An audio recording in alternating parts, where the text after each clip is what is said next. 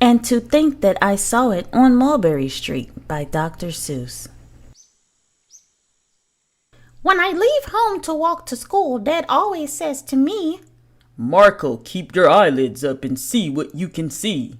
But when I tell him where I've been and what I think I've seen, he looks at me and sternly says, "Your eyesight's much too keen.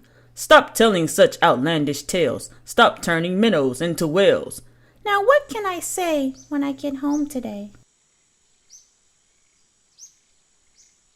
All the long way to school and all the long way back, I've looked and I've looked and I've kept careful track.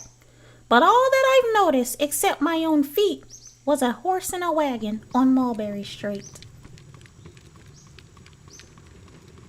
Well, that's nothing to tell of. That won't do, of course. Just a broken down wagon that's drawn by a horse. That can't be my story. That's only a start. I'll say that a zebra was pulling that cart.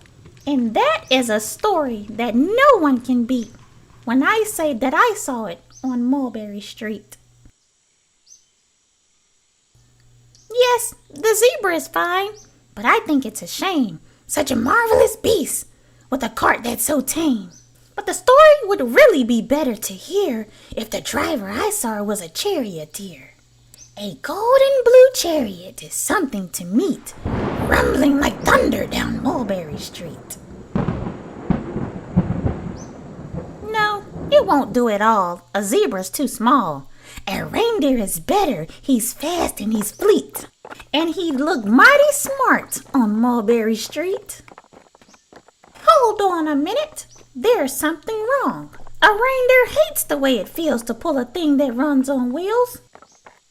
He'd be much happier instead if he can pull a fancy sled. A reindeer and sleigh? Say, anyone can think of that. Jack or Fred or Joe or Nat, say even Jane can think of that. But it isn't too late to make one little change. A sleigh and an elephant, now that's something strange.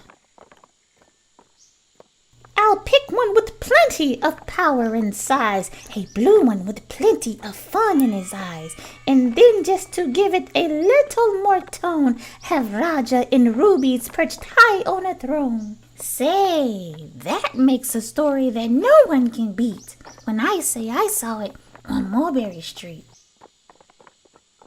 But now I don't know. It still doesn't seem right. An elephant pulling a thing that's so light would whip it around in the air like a kite. But he would look simply grand with a great big brass band. A band that's so good should have someone to hear it, but it's going so fast it's hard to keep near it. I'll put on a trailer. I know they won't mind if a man sits and listens while hitched on behind. But now is it fair? Is it fair what I've done? I bet you those wagons weigh more than a ton. That's really too heavy a load for one beast. I'll give him some helpers. He needs two at least. But now what worries me is this. Mulberry Street runs into bliss. Unless there's something I could fix up, there would be an awful traffic mix-up. It takes police to do the trick, to guide them through where traffic's thick. It takes police to do the trick. They'll never crash now, they'll race at top speed, with Sergeant Mosley himself in the lead. The mayor is there and he thinks that it's grand, and he raises his hat as he dashes by the stand. The mayor is there, and the aldermen too, all waving big banners of red, white, and blue. Now that is a story that no one can beat when I say that I saw it on Mulberry Street. With the roar of its motor and airplanes appear and dumps out confetti while everyone cheers. Now that makes a story that's really not bad. But it still could be better, suppose that I add. A Chinaman who eats with sticks, a big magician doing tricks, a 10-foot beard that needs a comb. No time for more, I'm almost home. I swung round the corner and dashed through the gates. I ran up the steps and felt simply great. For I had a story that no one can beat, and to think that I saw it on Mulberry Street. But Dad said quite calmly, "Just draw up your stool and tell me the sights on the way home from school." there was so much to tell, I just couldn't begin. Dad looked at me sharply and pulled at his chin. He frowned at me sternly from there in his seat.